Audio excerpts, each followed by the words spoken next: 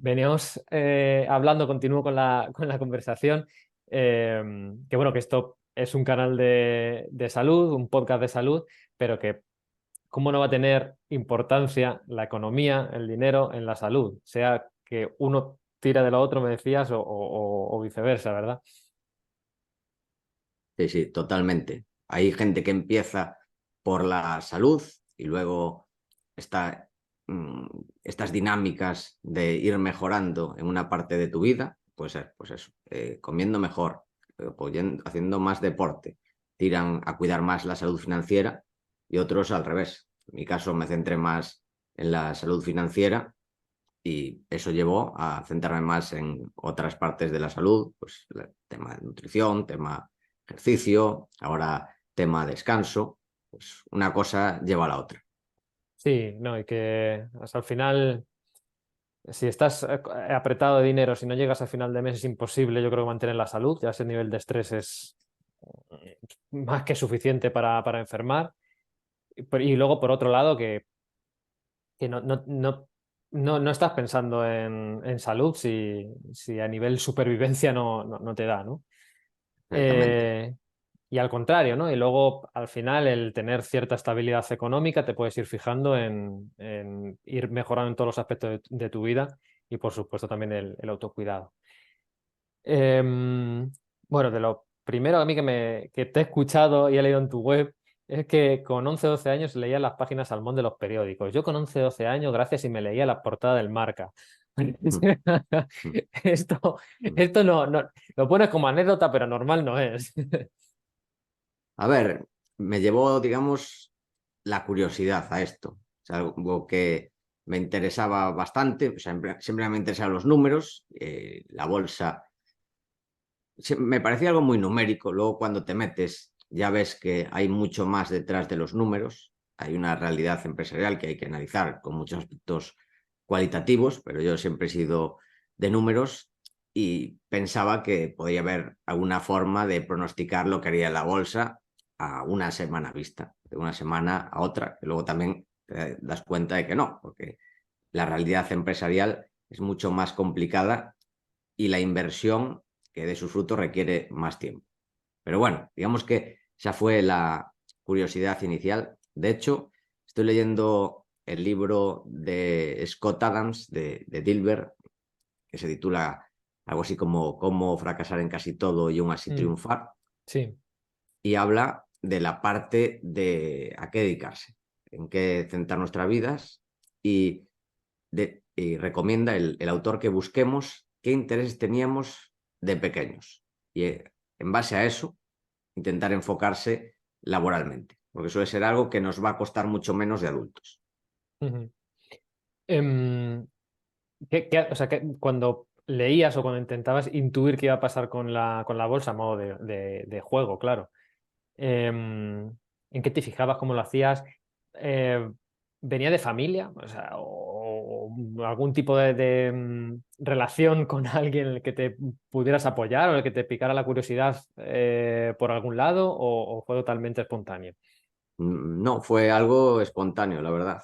En mi familia nadie invertía e intentaba pues buscar, pues no sé, algún tipo de causalidad.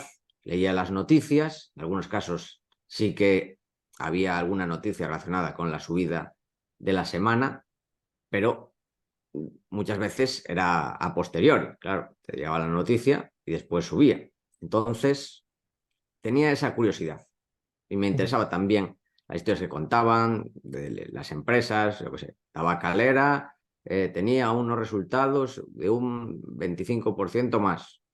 Y ujú, me preguntaba a qué se debía, entendía más o menos la estructura de empresas que cotizaban en bolsa, poco a poco, desde cero, pero bueno, tenía esa curiosidad, aunque digamos que la utilidad de leer esto, práctica, no fuera mucho a largo plazo, pero sí que tenía esa semilla, digamos, dentro de mí. ujú. Es bueno, una curiosidad que de lo normal es no encontrárselo por lo menos en personas en España. Mm, Tenemos ahí la bolsa y la inversión como si fuera algo mm, de película, que luego hablaremos de mm. ello. ¿Cómo seguiste el camino? ¿Qué estudiaste? Hasta ahora, hasta llegar al punto en el que estás? Pues empecé estudiando ingeniería de telecomunicaciones, aunque lo dejé.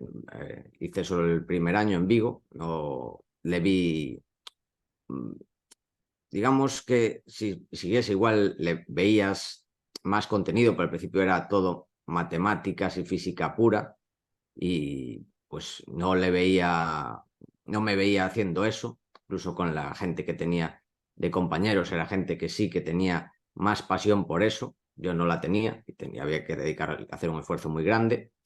Me pasé a dirección de empresas, administración y dirección de empresas, porque digamos que es una carrera con las puertas bastante abiertas para lo que quieras hacer.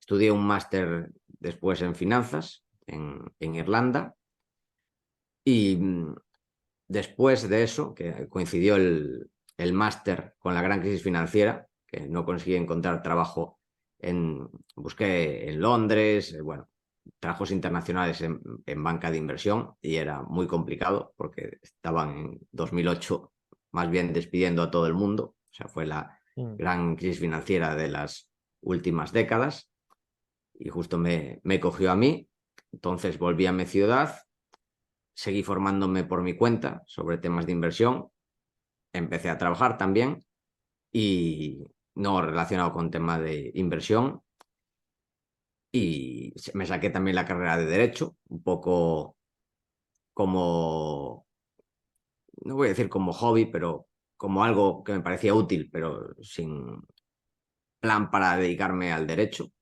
Y para mí la clave es eso. Mm.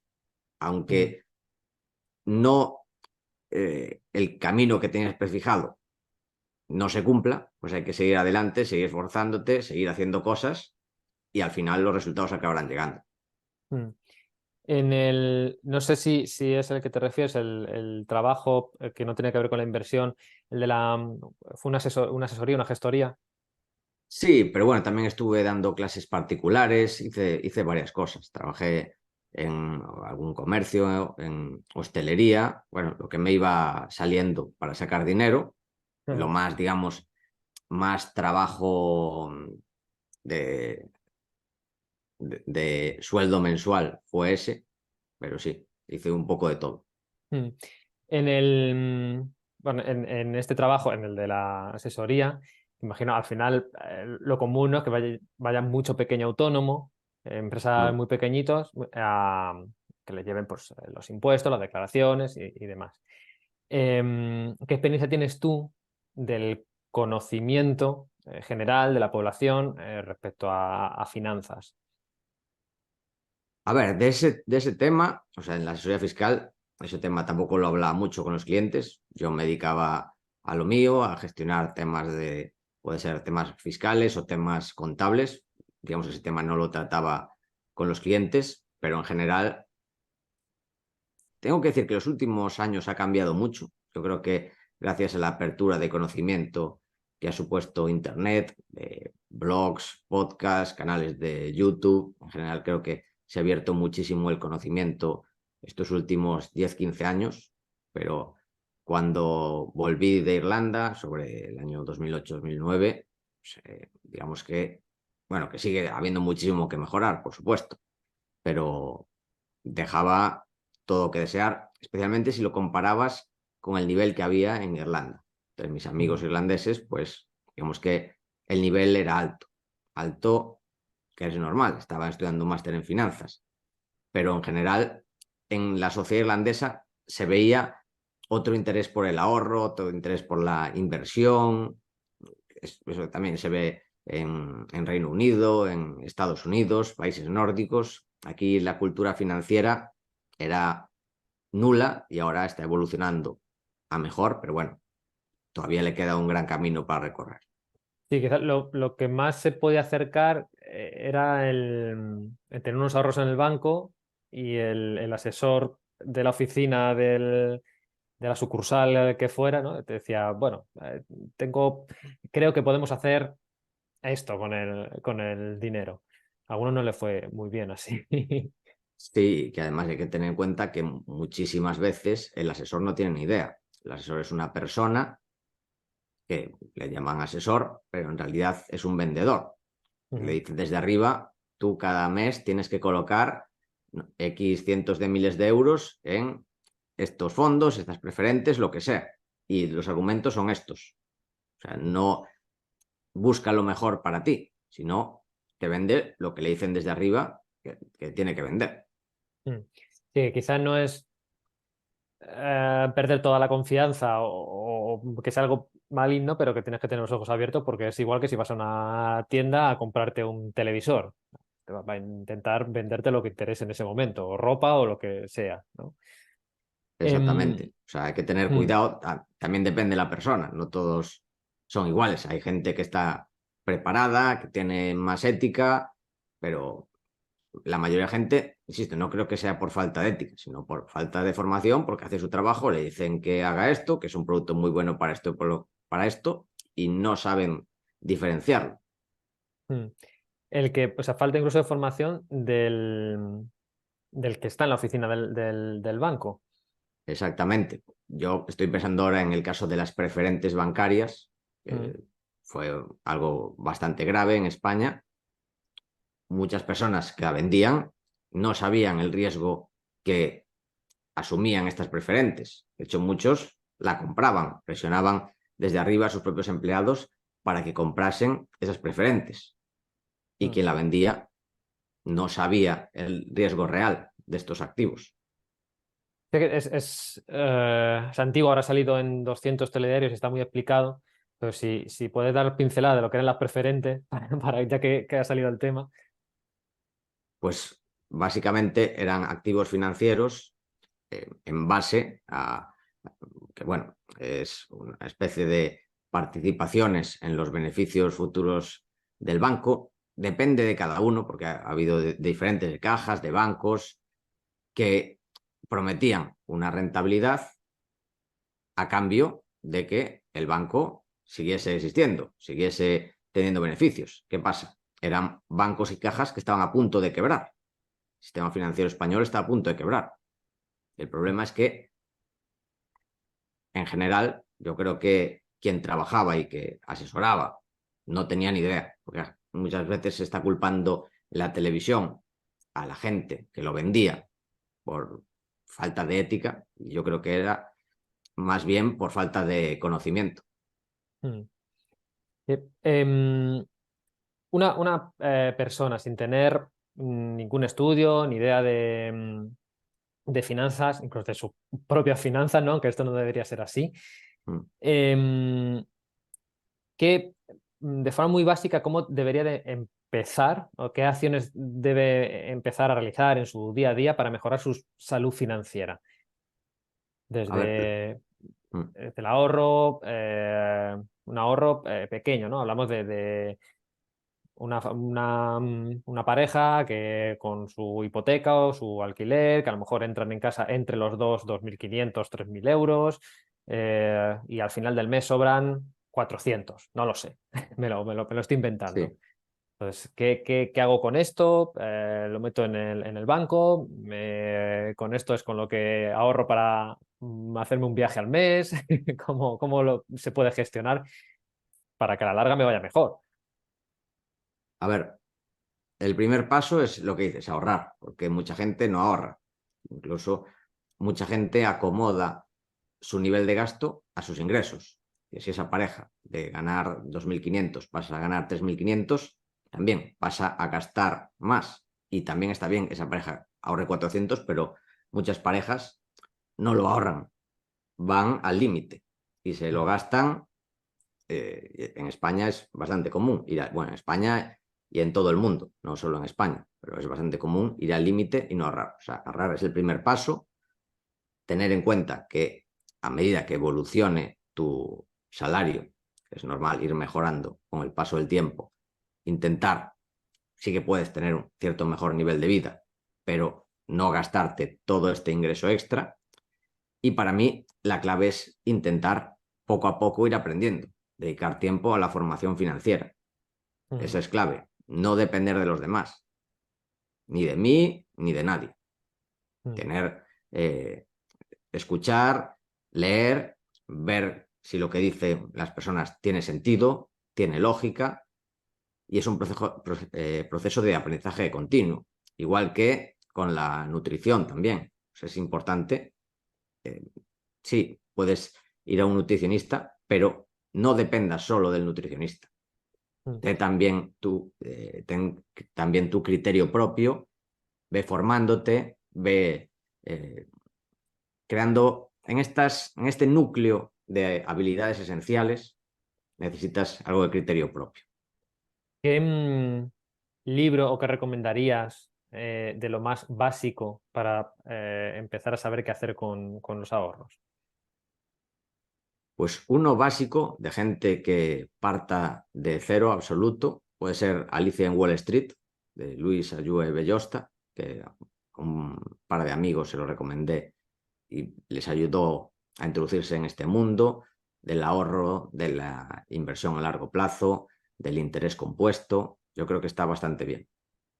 Yo empezaría por ese y quizás por un paso por delante de Wall Street, de Peter Lynch. Y hablando de Wall Street, yo creo que se me puede venir a la cabeza cuando hablamos de inversión de Wall Street la película El Lobo de Wall Street, ¿no? Y que además quizá cuando se hable de inversión hay mucha gente que lo único que puede pensar es en eso, ¿no? En esa locura. ¿Te podrías definir, acercarnos qué es la inversión para quitar esta idea, ¿no? Loca de lo que se ve en la tele, en películas, o incluso vemos en los telediarios prácticamente todos los días, vienen noticias de la bolsa, sube, baja, pero hay mucha gente que no sabe realmente qué significa esto, ¿no? Vale.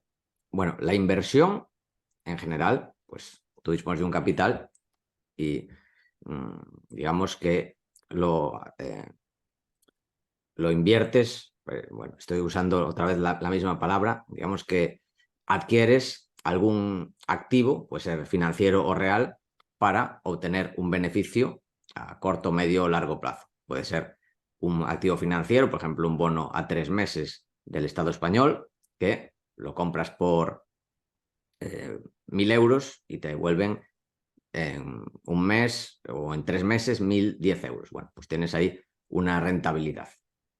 Eso puede ser un ejemplo de una forma de ahorro. También puedes de inversión. Ahorro es solo no gastar el dinero. Otra forma de inversión puede ser comprar un inmueble. Tú compras un inmueble, lo alquilas y lo rentabilizas de esa forma, tanto por alquiler como la posible revalorización. Esto es de inversión en general. Puede haber diferentes formas. Y por otro lado está, que creo que buscas ese enfoque de la inversión en bolsa, de qué es la bolsa, que es algo más o menos etéreo, que la gente sabe que sube o baja, que es más o menos lo que seguía yo cuando era pequeño, eso, con 10 años. Tampoco tenía muy claro lo que era la bolsa, sabía que había diferentes empresas que subían y bajaban cada día o cada semana y poco más y que presentaban resultados.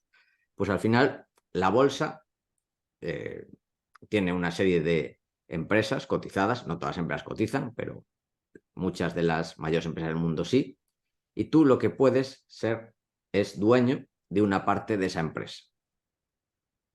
Y esa empresa gana dinero que puede reinvertir en la propia empresa o repartirlo, dando dividendos. Bueno, al principio, si tiene crecimiento, pues tiene sentido que reinvierta. Cuando se vuelve una empresa más madura, tiene más sentido que empiece a repartir dividendos. Digamos que esa es la clave, entender que cuando tú compras acciones, compras parte de un negocio. Y de esta forma, tú tienes que entender que lo ideal es comprar buenos negocios. Tú si te venden participación en un bar, en el bar de la esquina, tú vas a preguntarle al dueño del bar, vale, pues cuánto ingresa, qué gastos tienes, cuánto gana, cómo está evolucionando los ingresos, tienes algún problema con tus empleados, tienes algún problema con la licencia, bueno, intentas entender bien el negocio. Pues lo mismo tienes que hacer a la hora de analizar una acción para invertir en ella. Eso por un lado. Y por otro lado, pagar el precio adecuado. Pues puedes decir, vale, buen negocio, me gusta, está buen posicionado este bar, pero ¿a cuánto me vendes esta parte del negocio? Dices, vale, este bar gana 100.000 euros al año. ¿En cuánto lo valoramos? ¿En 1 millón? Bueno, pues podría estar bien, una rentabilidad del 10, pero ese bar no vale 10 millones. Si gana 100.000 euros al año y te lo venden o lo valoran a 200.000, si no tiene nada raro, es un chollo. Entonces, está, por un lado, mirar la calidad del negocio y, por otro lado, cuánto pagar por él. ¿Por qué algunas acciones caen en bolsa? Corto plazo, moverse, pues eso, más 10%, en unas semanas o unos meses, menos 10%. Pues, digamos que es parte más de psicología del mercado. Pero ¿por qué la última década ha ido tan bien Inditex en bolsa? ¿Por qué ha ido tan mal Telefónica? Porque Inditex es un muy buen negocio que no para de expandirse, con ventajas competitivas. En general, es un negocio que está haciendo las cosas muy bien. Cada año gana más dinero, tiene buenos márgenes. En cambio, Telefónica es una empresa muy endeudada, mal gestionada, que cada vez aparecen nuevos competidores low cost y que tiene una estructura de costes muy alta y con mucha gente que vive casi como una funcionaria y no responde mucho dentro de la empresa, por lo que tengo entendido, y por eso una ha ido tan bien y otra ha ido tan mal. Entonces tenemos que buscar buenos negocios y pagar precios razonables por ellos. Esta filosofía, ha habido cosas de las que has contado que, si no me equivoco, es parte del value investing, ¿no? Que es una forma de inversión. Así es, sí. Es la inversión en valor, que es pagar menos de lo que vale. Tú valoras por ejemplo, el negocio del bar. Tú dices, vale, pues yo creo que un valor razonable de este bar, cuando te lo presenta la persona, es de 1 millón. Es este bar que gana unos 100.000 euros netos al año. Si te lo vende por debajo, con un margen razonable, tendría sentido entrar. En cambio, si te pide más, pues no tendría sentido. Pues en eso se basa la inversión en valor.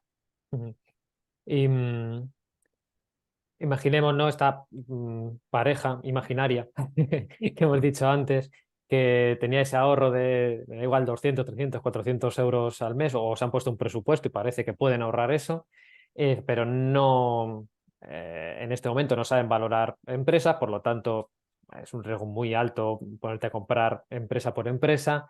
¿De qué otra forma se puede entrar a este tipo de inversión? Pues hay fondos de inversión, que se llama, que digamos que lo que tienen es un gestor que gestiona el capital que hay ahí metido. Pueden ir entrando dinero en ese fondo y el gestor decide dónde meterlo. Puede ser gestión activa, que ese gestor vaya decidiendo en qué acciones meterlo. Dice, pues voy a invertir en Inditex, en Amazon, en Microsoft, las que sea, y cree una cartera de inversión diversificada para sus clientes.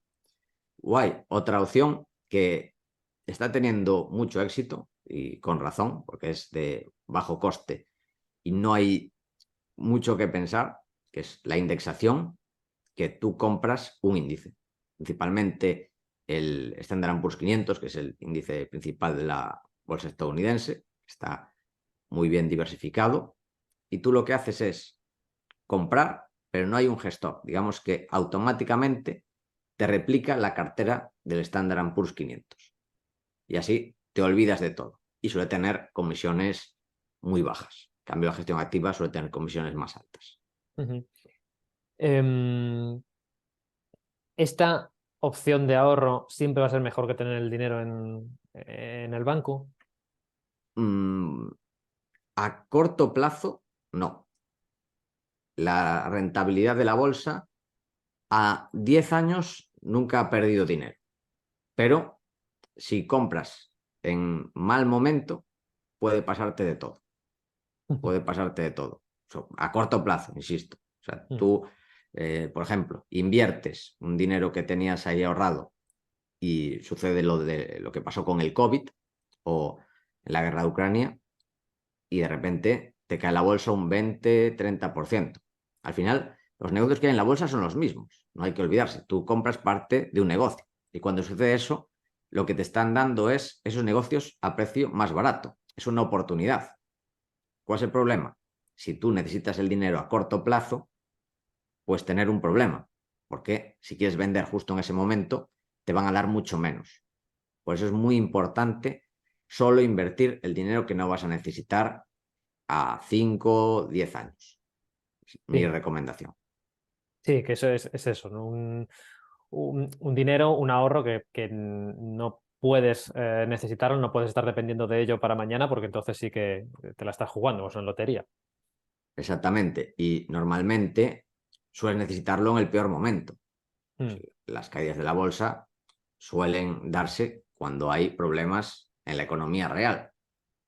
Pues, por ejemplo, eso, el tema del COVID, pues hubo gente que quedó sin trabajo, o si eres autónomo, pues tenías tu tienda cerrada y ahí es cuando necesitas más dinero. Por eso es importante tener siempre un colchón de seguridad dependiendo de a lo que te dediques. Si, por ejemplo, eres funcionario, esta pareja son de funcionarios, pues quizás 3 meses de gasto puede ser suficiente.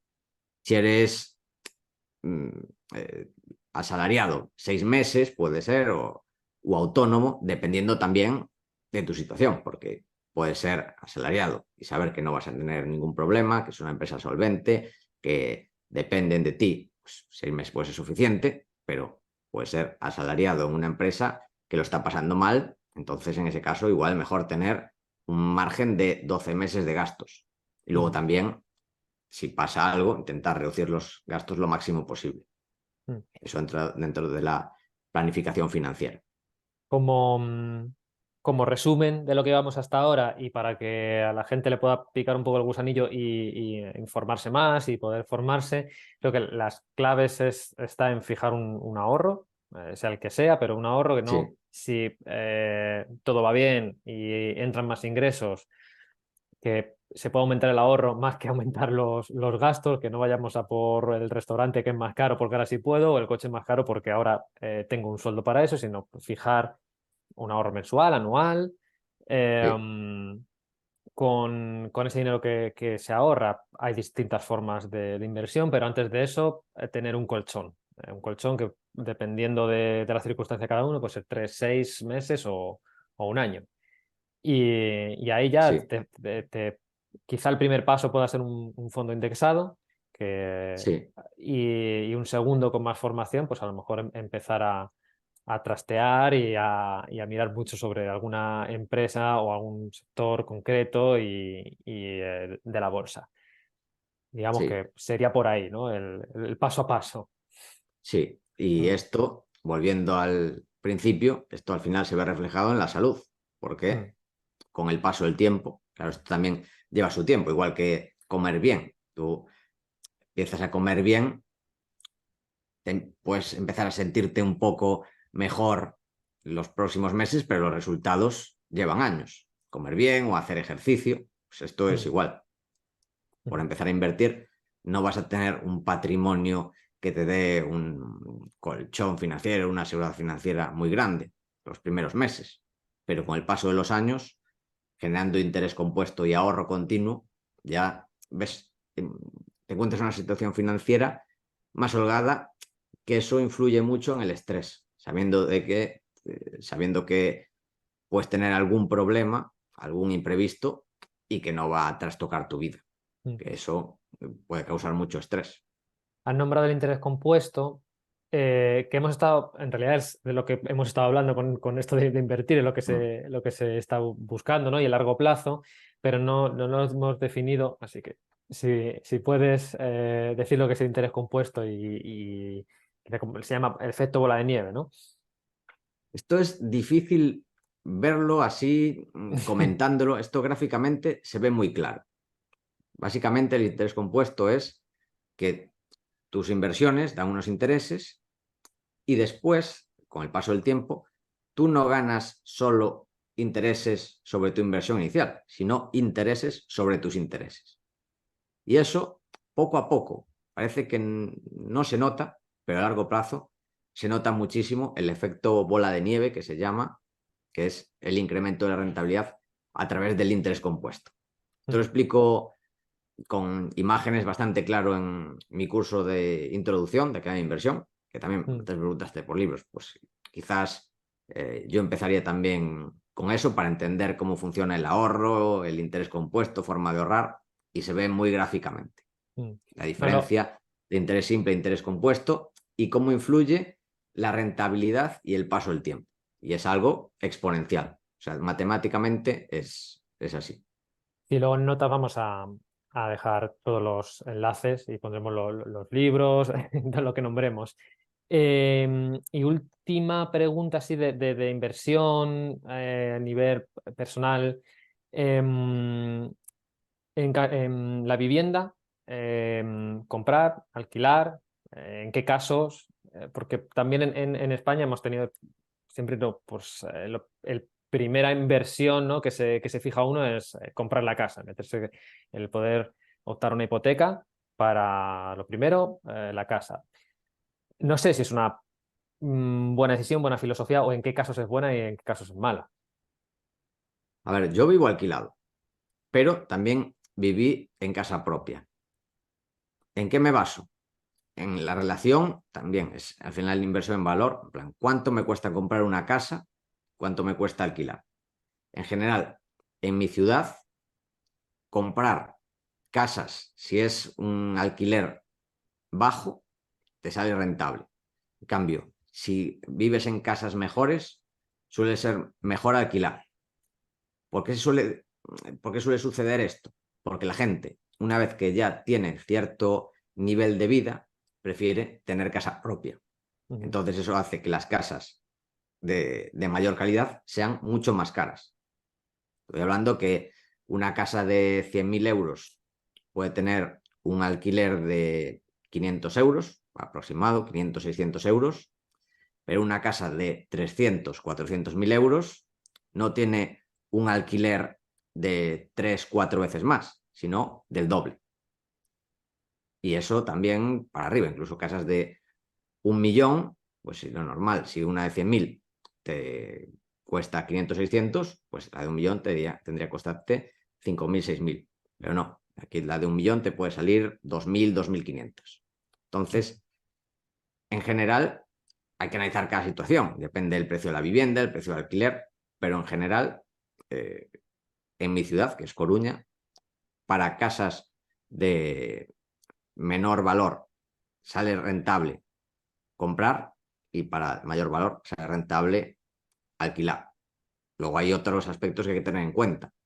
Pues si tienes un gran patrimonio y la casa no supone mucho, pues tiene sentido tener casa propia. Claro, hay que tener cuidado porque en general pocas personas tienen un patrimonio tan alto que la casa principal, tu casa propia, suponga una parte no esencial de tu patrimonio. De hecho, en la mayoría de los casos, la casa es la parte básica del patrimonio y en algunos casos, pues más del 90% del ahorro está en la casa. Mm. Que también tiene la parte positiva porque hay bastante gente que es muy manirrota, que le llega el sueldo y se lo gasta, y si tienes una hipoteca, la tienes que pagar sí o sí. Digamos que es una forma de obligarte a ahorrar. De Mm. gente que es imposible que ahorre, pues porque no tiene esa capacidad. Yo creo que habría que entrenarla. Es igual que una capacidad de hacer ejercicio o de comer bien. Bueno, sí, cuesta, a todos nos cuesta. Lo fácil es estar en el sofá, lo fácil es comer comida basura, pues lo mismo hay que hacer con nuestros ahorros.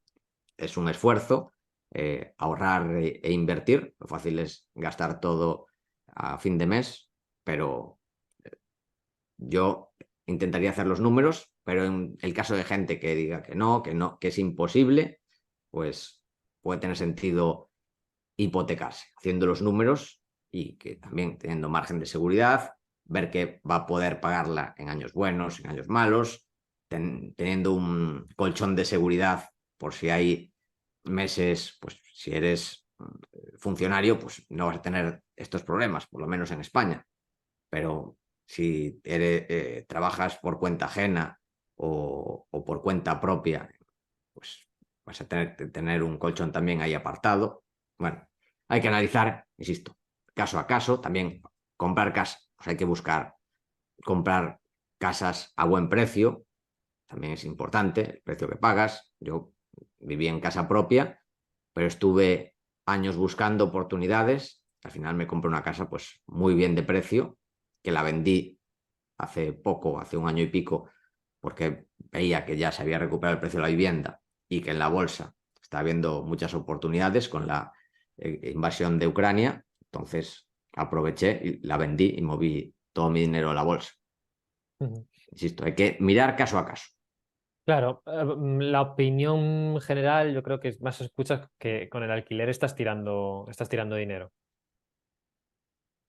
Yo, si hago el cálculo, gastaría más si estuviese pagando el, una vivienda. Sobre todo porque, o sea, la vivienda que yo vivo actualmente, sobre Mm. todo porque te descapitaliza. Tienes que desembolsar una parte inicial bastante importante. Un mínimo, bueno, aquí dependerá, pero actualmente mínimo es un 20% más un 10% de gastos. Y además te quita flexibilidad. Si tú estás en una casa, esto le pasó a unos amigos, y de repente pasas a tener un vecino indeseable, que no suele pasar, pero puede pasar, o pueden pasar otras cosas. Tienes un problema, porque tienes tu patrimonio en un activo que se ha devaluado muchísimo y estás atado a él, porque Mm. tienes ese vecino indeseable, te va a ser más difícil venderlo, vas a tener otros problemas. Cambio, si tú estás alquilado, tienes algún problema con tu casa o con tu país, pues dejas de pagar y te vas a otro lado. Sí, claro, y luego que ese 20% inicial más el 10% de gastos, si está bien invertido, posiblemente te produzca más dinero Sí, que de esta forma que te capitalizas. Pero es verdad que hay que ver cada caso y lo que no se podría decir es que es mejor una opción que otra, con los ojos exactamente, cerrados. Que en el caso yo creo que de España sí que es mejor siempre comprar que alquilar. Y bueno, pues quizá cuidado, ¿no? exactamente. Em, Te cambio de tercio en vez ya de finanzas personales, nos vamos a macro. Y dos temazos, como no, claro, son las pensiones y la salud pública. Em, con la pirámide demográfica que tenemos actualmente en España y en la mayoría de países desarrollados, va a ser prácticamente imposible mantener las pensiones como las conocemos ahora. Y eso da igual el partido político que esté o la corriente.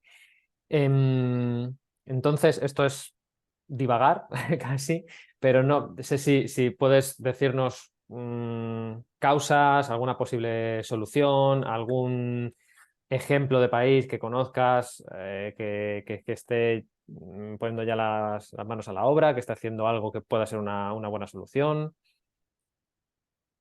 Pues a ver, causas hay varias, algunas más técnicas, otras más de cultura. Por ejemplo, un sistema político con visión a 4 años, eso es clave, con algo que debería planificarse a décadas vista.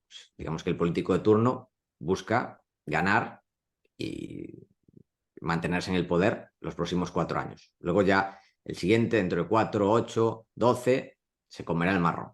Pero mientras que aguante eso y luego tenga además su paga de por vida, pues ya le vale. Porque ahí se juega mucho dinero.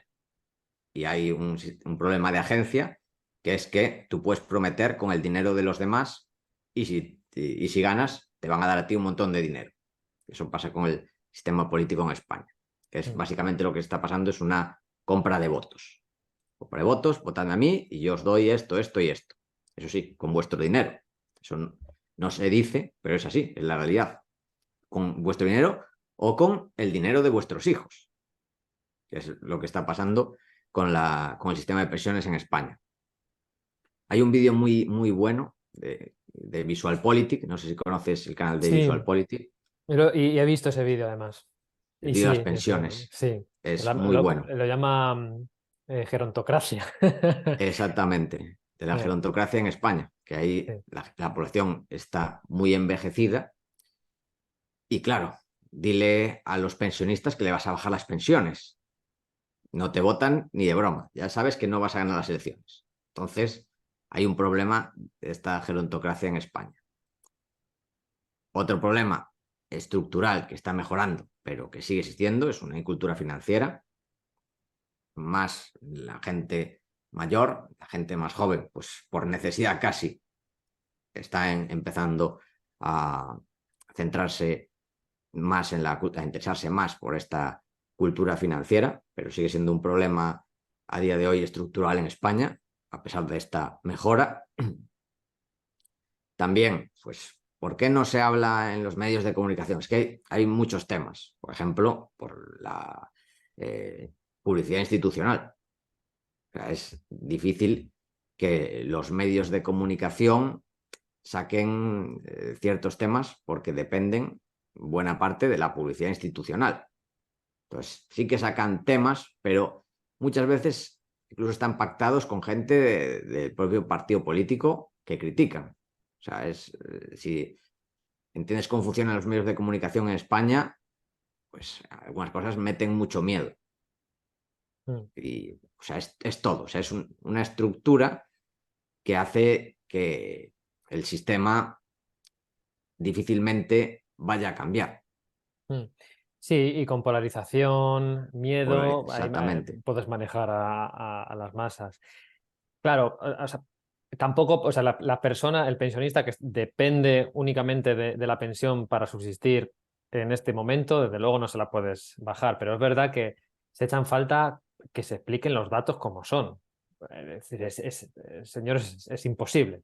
Las tasas de dependencia que tenemos ahora, yo no sé si estamos ya en un 50, o sea, dos personas pagan la pensión de uno o si está más apretado todavía, pero vamos, dentro del 2040, antes de 2050, ya es imposible porque estamos en 1-1. O sea, una persona tendría que sostener la pensión de otra y eso es que es matemáticamente imposible.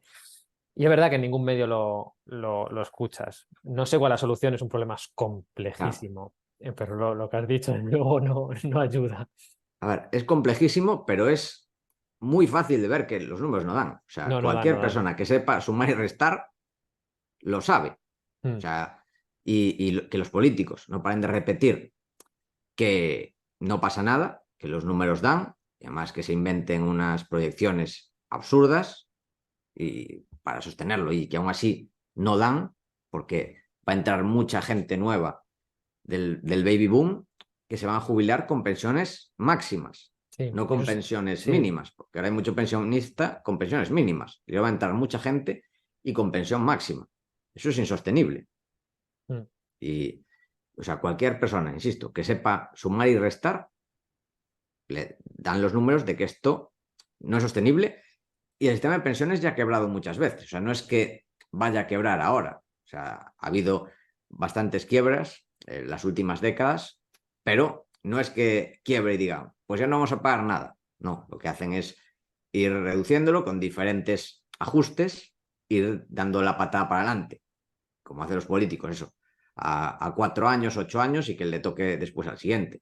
Pero, ¿cómo lo hacen? Pues si antes había que trabajar 15 años, luego 20, luego 25, luego 30, luego 35, es decir, que cada vez te exijan más para cobrar la pensión máxima o que te lo midan a través de los últimos 10 años, que suele ser cuando cobras más, pero lo que hacen es ampliártelo. Pues en vez de los 10, los 15, los 20, para pagarte menos porque, en principio, cuanto más cobras son los últimos años. Eso mm, es otra forma de bajarlo. O decir, bueno, antes te jubilas a los 65, pues ahora a los 66, 67, son otras formas de darte menos. Al final va a ser formas de bajar las pensiones, no, o sea, un poco por la puerta de atrás, decir, mira, pues cobrabas 1.000, ahora vas a cobrar 950.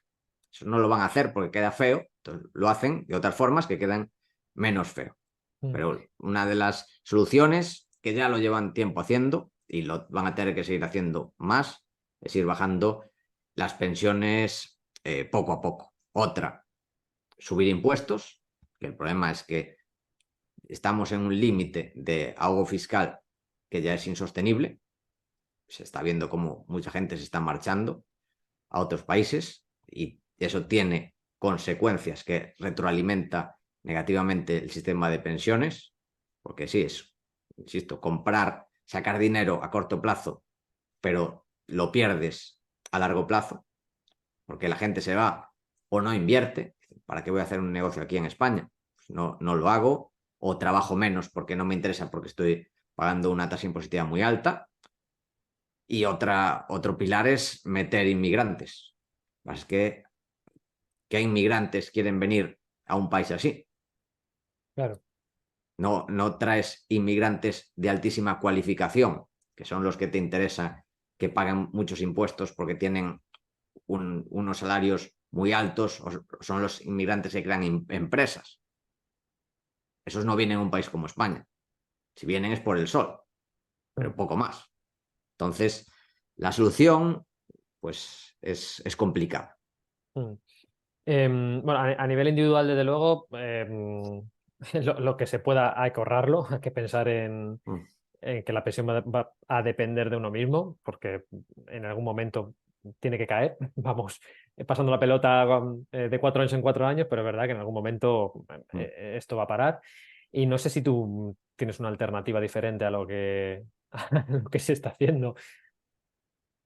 Es complicado porque tienes una promesa de pago de un montón de dinero que has captado y que no existe ese dinero. O sea, todo el dinero que le has quitado a la gente estas últimas décadas para pagar, en teoría, su pensión, lo has gastado en pagar a los pensionistas anteriores.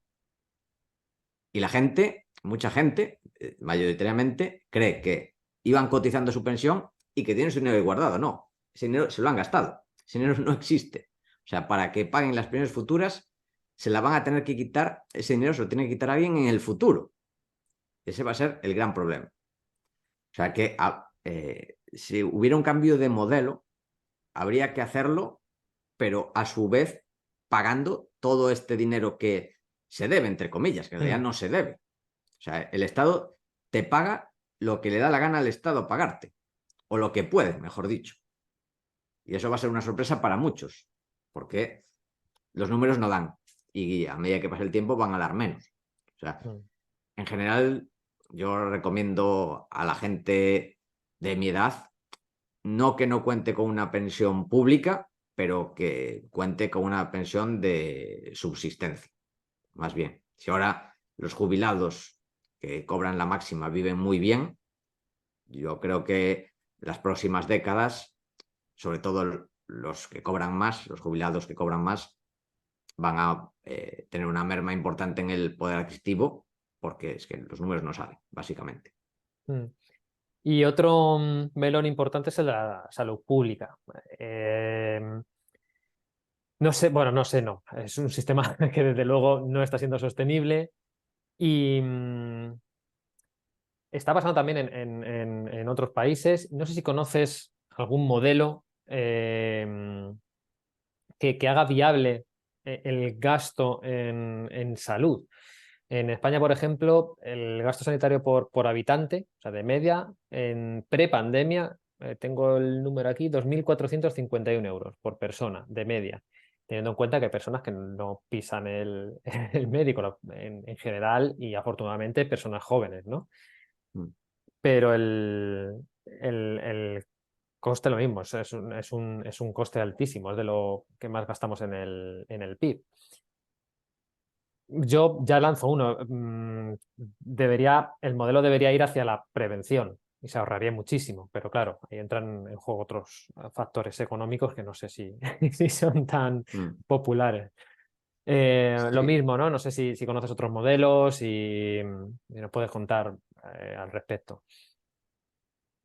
A ver, yo creo que es, o sea, comparado con el sistema de pensiones, yo creo que sí que es sostenible. Eso va a ser más caro, eso está claro, pero es sostenible. Es, pues eso, 100 y pico euros por persona al mes, teniendo en cuenta que la gente mayor gasta más y cada vez va a haber más gente mayor. Pero bueno, digamos que es un sistema sostenible. Pero hay que mejorarlo, es lo que dices. Hay que centrarse más en la prevención. Pablo, estoy 100% de acuerdo con cómo hacerlo. También veo que ha mejorado mucho la cultura de la salud en España, pero muchísimo. O sea, en los años 80 era normal que la gente, pues de 30, 40 años, cualquier día de la semana, lunes, martes, miércoles, jueves, sale a trabajar y se iba al bar a beber vinos, cubatas o lo que fuera. Eso por semana. Eso era lo normal. Y ahora, y en los años 80, ¿quién pisaba el gimnasio? Solo una persona de cada 100, pero, y no sé si estaré exagerando. O sea, el gimnasio era muy raro. Ahora, bueno, no voy a decir todo el mundo, pero digamos que está muy generalizado, pues hacer deporte. No tiene por qué ser gimnasio, pero la gente se cuida más su alimentación. Antes, pues la alimentación, lo que había, pues croquetas, que sí también había menos ultraprocesados, eso sí. Fue una época, quizás los 90, con pico de ultraprocesados y sin cultura de dietas, y ahora sigue habiendo mucho ultraprocesado, pero está mejorando mucho la percepción de la importancia del cuidado de la salud. O sea que en eso soy más optimista, tengo que decirlo. Bueno, Bueno, no es un sistema perfecto, pero por ejemplo el peor o uno de los peores del mundo es el estadounidense, sí. que es público-privado con una serie de incentivos perversos que es muy bueno si eres médico en Estados Unidos, porque cobras una animalada. O sea, eres, pues, no sé, un médico medio, pues te puedes levantar $500,000 al año fácilmente. Y si ya eres un especialista o tienes tu clínica privada, pues estamos hablando de millones. Sí, Y además no hay luego las médicos. aseguradoras, bueno, hay muchos incentivos perversos. O sea, el sistema español me parece mejor que el estadounidense, pero quizá el mejor modelo sea el de Singapur, porque es a día de hoy el más barato y eficiente que hay. Tiene ciertas colaboraciones público-privadas, pero hay un problema que hace que sea muy difícilmente exportable a España porque no es un modelo igualitarista. Tú puedes pagar más, o sea, tú decides lo que pagas y tú puedes pagar, lo estoy diciendo de memoria, que no recuerdo lo que sea, pero tú dices, pues yo en vez de pagar lo que me tocaría, pago el doble. Pero cuando tú estás enfermo, tú tienes, pues puedes elegir a tu médico, si pagas el doble. Y si pagas el triple, estoy inventándolo, el doble, el triple, o lo que sea. No solo eso, sino cuando vas al hospital, que vas al hospital, o sea, a todos lo tratan más o menos igual. Lo que pasa es que tienes una serie de beneficios, que uno te toca un médico y el otro eliges tú al que quieres, y si pagas el de máximo, pues además tienes habitación para ti solo, en vez de compartirla.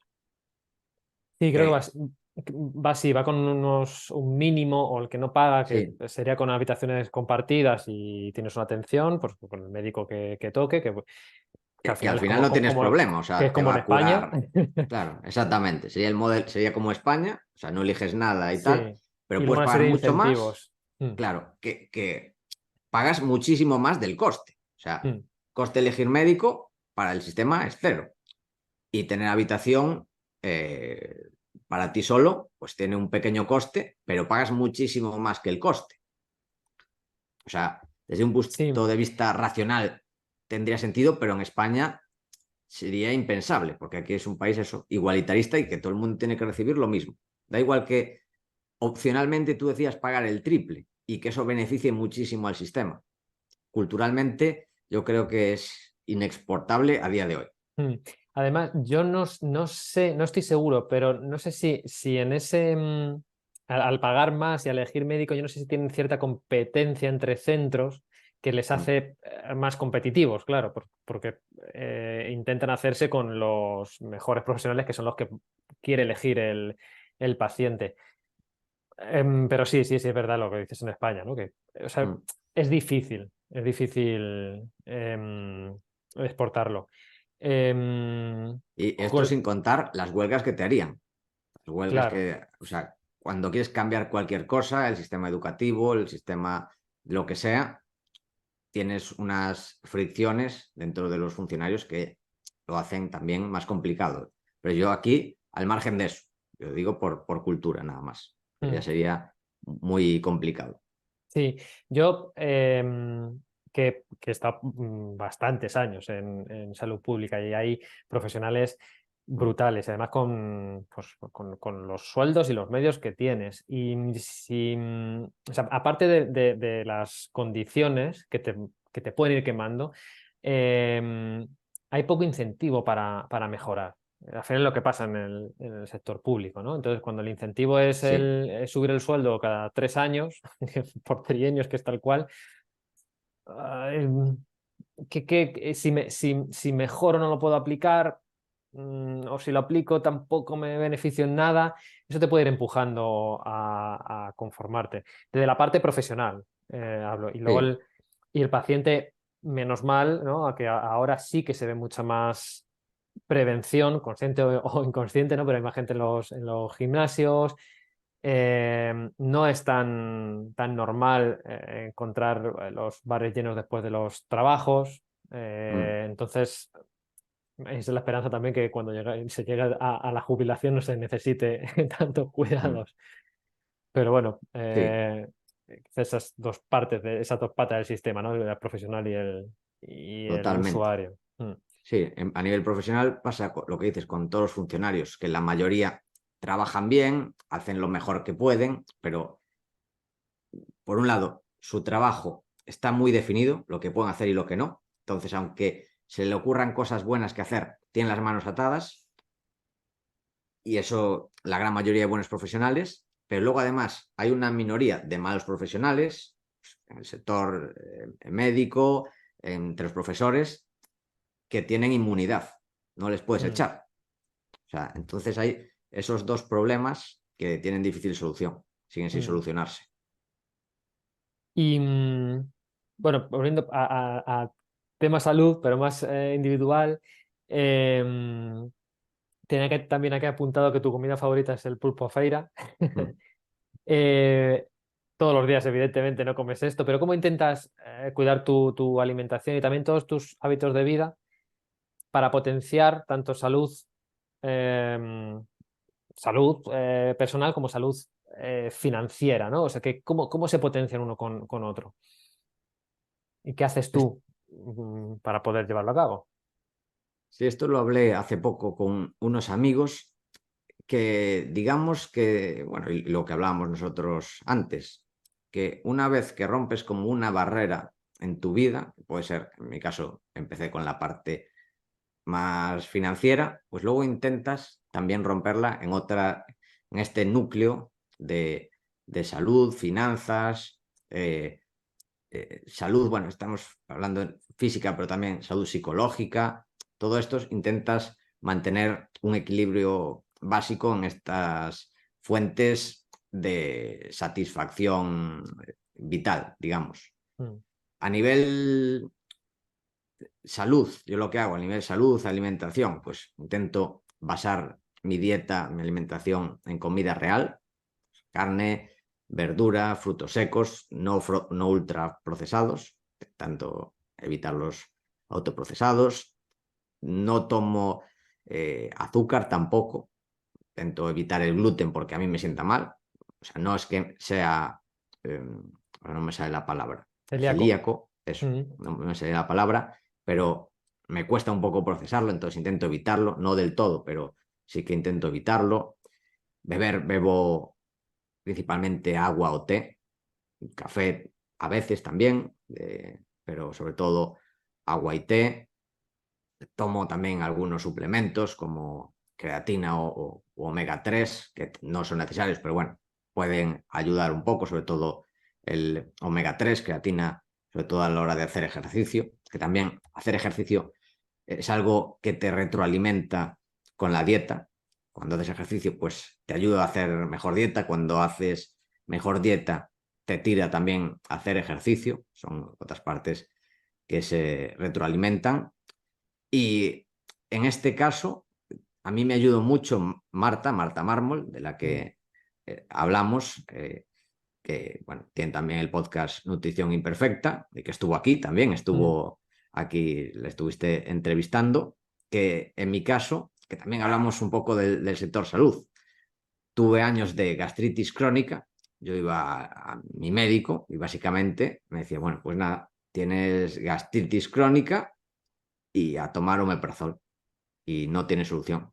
Y con Marta, pues tuve unas sesiones con ella, digamos que tenía, claro, ya me miró más, me miró en más profundidad y cambiándome la dieta, tenía pues SIBO, tenía problemas solucionables, o sea, no es, ala, tienes gastritis crónica, vas a tener inflamación de bajo grado durante el resto de tu vida y convive con ello, sino que sí que tenía solución y eso me ayudó mucho, porque también me ayudó mucho a la hora de hacer deporte, porque al tener inflamación de bajo grado y gastritis crónica, para hacer la mayoría de movimientos necesitas abdominales fuertes, pero si tienes una presión desde dentro por culpa de la gastritis, te cuesta mucho más hacer ejercicio.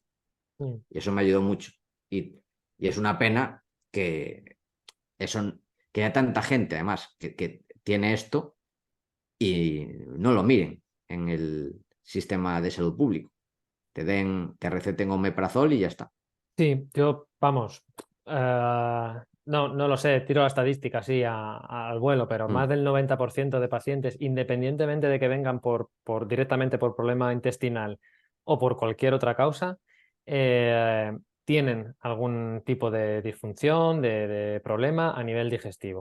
O sea, en la parte más alta, en tu caso, con gastritis o SIBO Sí, o disbiosis intestinal importante, o sea, y da igual que hayan venido por mejorar rendimiento deportivo, que por migraña, que por cualquier otras causas, que dice, bueno, vamos a ver el intestino. Y no falla. Y es verdad que, bueno, incluso con sintomatología, te encuentras eso, omeprazol y a tirar. Y luego, claro. imagino, luego parece que no tiene nada que ver y de hecho la parte empresarial, ¿no?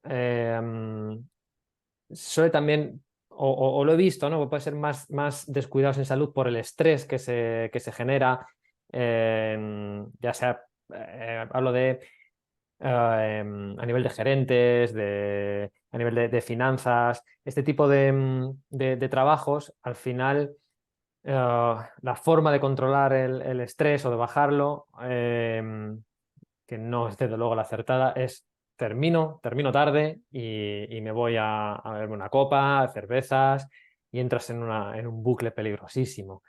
Sí, Imagino en tu caso se habrá potenciado también una mejor energía, más concentración. O sea, al final sí, sí. no es hacer deporte para rendir más solo deportivamente y no es comer mejor para estar más delgado, ¿no? Como que luego esto se repercute en cualquier aspecto de la vida, también mental Sí, y de frescura.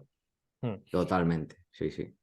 Y quería ir terminando y no te quito ya más tiempo, porque Yo aquí encantado. Estamos aquí hablando entre amigos, o sea que lo que quieras. habías hecho hace poquito un máster, ¿no? De resolución de problemas complejos. Y Sí. me parece súper interesante. Tanto finanzas como la salud son problemas complejos. Que nos cuentes pinceladas, ¿no? De qué es esto. También imagino que viene por la toma de decisiones y para la vida en general debe ser un puntazo. Sí, sigo en ello, ¿eh? El máster sigo en ello, llevo unos meses, estoy Ujú. aprendiendo, además ahí estoy leyendo libros del máster que me están pareciendo muy interesantes. Y el tema salud, bueno, primero lo que nos enseñan es a diferenciar sistemas complicados y complejos. Digamos que los complicados requieren cierto grado de elaboración para llegar a la solución. Por ejemplo, montar un cohete que vaya a la Luna. Es algo complicado, pero no es complejo porque ya se hizo. La primera vez sí que era complejo, porque nunca se había hecho. Entonces, en tema de salud, ¿es más complicado o complejo? Pues yo creo que es más complicado, porque muchas veces es algo que se repite y que, siguiendo unos pasos prefijados, para la mayoría de personas tenemos buenos resultados. Habrá gente que no. En ese caso puede ser un sistema complejo que tenga algún problema por detrás que haya que investigar. Pues, tú tendrás que investigar algunos casos así, que sean complejos, pero posiblemente en la mayoría de casos, si siguen lo que hablamos de dieta financiera, de ahorro, de inversión, de curiosidad, de leer, le va a ir bien. O de salud, pues si tú comes comida no procesada, no tomas azúcares, tomas suficiente proteína y verdura, pues también posiblemente te vaya bien. Haces ejercicio, descansas. Pues con esos básicos te vaya bien. Habrá casos donde sí que pues no tengas una solución marcada y que pase algo y que tengas que diseñar algo más ad hoc porque la persona tenga algo que no sepa o que sea nuevo. Bueno, pues, en ese caso sí que puede ser complejo. Pero Yo en creo, general, yo creo que ahí, perdona, te he cortado. sí, Ahí difiero, porque la sí, medicina, sí, porque la medicina se ha compartimentado, se ha dividido en el último siglo hasta ahora, ¿no? Entonces eran eso, sí, cierto. problemas complicados que los vamos a partir en trocitos más pequeños, nos hacemos súper especialistas Mm, y es la forma que se ha hecho posible, se ha investigado muchísimo en áreas que era, vamos, impensable hacer un trasplante de corazón. sí, Entonces, eso cierto. o operar una apendicitis, eso era complicado, ¿no? O complejo hasta que se hace y ya es complicado, pero se puede hacer. Mm, Cuando hablamos de medicina más holística, integral, bueno, pues, tu caso, ¿no? Con la gastritis, es complejo, porque mm, porque se suman muchos sistemas. Al final somos superorganismos y tienes que sí, contar con las células, la bioquímica, la la microbiota, psicología. la psicología. Entonces, Sí, sí, eso mezclado, tendrás unas pautas, seguro, claro, sí, sí, y una experiencia que te va a acercar, tienes más probabilidad de éxito, pero no te lo asegura. Entonces yo creo que sí, la salud hay que tomarlo siempre como sistema complejo, ¿no? De la unión de distintos entes que además que son vivientes también y no sabes cómo puede afectar los ecosistemas, no sí, sabes cómo puede afectar introducir o sacar un ser vivo o poner, quitar algo, porque puede afectar a todo sí, el sí. sistema. Sí, por lo menos tienes que tratarlo como tal, aunque luego la Claro, solución no lo sea, pero igual puede ser tema de estrés, no tema de alimentación, o claro, tema de que el agua que tome le llegue, pase por una tubería con plomo y le está envenenando. Puede claro. ser, Y y eso hay que que tenerlo coma en bien, cuenta, claro. Claro, claro. no. Tienes que tratarlo como tal, estoy de acuerdo. Mm. Que en muchos casos no lo son, pero tú como profesional tienes que analizarlo como si lo fuera, porque en muchos casos lo es, y no puedes dejar de lado a esas personas. Claro, claro. O sea, hasta ahora Mm, es eso, ¿no? Decir, bueno, sí, esto puede funcionar para el 80% de las personas o claro, darte un 70-80% de mejoría, pero para el 100% o al menos eso, ¿no? O tenemos la visión de que es un sistema complejo o no nos vamos a acercar, porque vamos a poner un parche como, vamos. como me hicieron a mí con la gastritis crónica, Mm, básicamente, por no mm, tratarlo como un sistema complejo que es lo que es. No es eh, unidimensional, es multidimensional. mm. Y ahí te he interrumpido y estabas con los No, era esto complicado y lo... complejo. Sí, sí.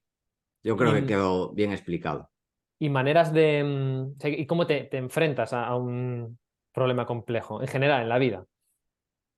A ver, la clave, que es muy difícil, es entenderlo, entender todos los factores que pueden implicar el problema complejo. O sea, al final hay pasos a seguir, hay herramientas a seguir, pero que requieren tiempo. Muchas veces hay problemas de identificar el problema, que eso ya es un problema de por sí. Otro, de la información que te llega puede ser inexacta. Por ejemplo, lo que hablamos, tú puedes hablar con una persona que tenga problemas de estómago, pero que en realidad y te diga todo lo que come, lo que hace, el ejercicio, pero igual que sea un problema del plomo de las cañerías. Mm, Claro, tú tienes que buscar información, buscar pistas de dónde puede salir. Hay diferentes herramientas para esto. Luego, para solucionar el problema, muchas veces hay que diseñar sistemas para solucionar el problema. También es muy importante la comunicación, porque está lo que dice el director del máster, Recuenco, que es el factor X, que en la mayoría de los casos es el más importante, que son las personas, que todo funciona muy bien, pero el problema es la persona, que muchas veces te dice que hace X, pero en realidad hace Y. A veces siendo inconsciente o no, te puede estar mintiendo porque le da vergüenza, y la vergüenza, pues al final es un problema psicológico. Puede decir que está tomando pues, cierta comida y en realidad no, pero que se avergüenza. Y no te mm, lo dice ni aunque seas su médico, nutricionista o lo que sea. O mm. sea que mm, hay muchos factores a tener en cuenta y hay una serie de herramientas y bueno, es complejo, como dice su nombre, pero es entretenido. A mí la verdad es que me gusta. Lo estoy haciendo un poco por hobby y me está gustando mucho. Tanto Sí, diseñar, entender todo, como la solución. sí, es que yo creo que además una formación de este tipo te sirve para cualquier cosa, Sí, sí, para la vida en general. para la vida en general. Entonces, guay. Tenía que Ujú, preguntarte por él porque ujú. me parece súper interesante. Em, Cierro los episodios con preguntas ya más de opinión personal. Em, la primera es cualquier libro, serie, película, podcast que a ti te haya servido y que quieras compartir, que puede ser de cualquier tema. Ya hemos dicho antes de inversión básicos, pues puedes decir más de inversión o lo que te dé la gana. Pues de inversión tengo Value Investing FM, pero bueno, voy a decir de otros temas que me han ayudado más. Uno es Radio Fitness Revolucionario, de Marcos Vázquez, que también es una forma de tratar la salud de forma más holística. Mm, No solo trata el ejercicio, la dieta, sino también la psicología. Tiene un programa relacionado con las finanzas, con la filosofía. Me gusta mucho cómo trata el tema de la salud.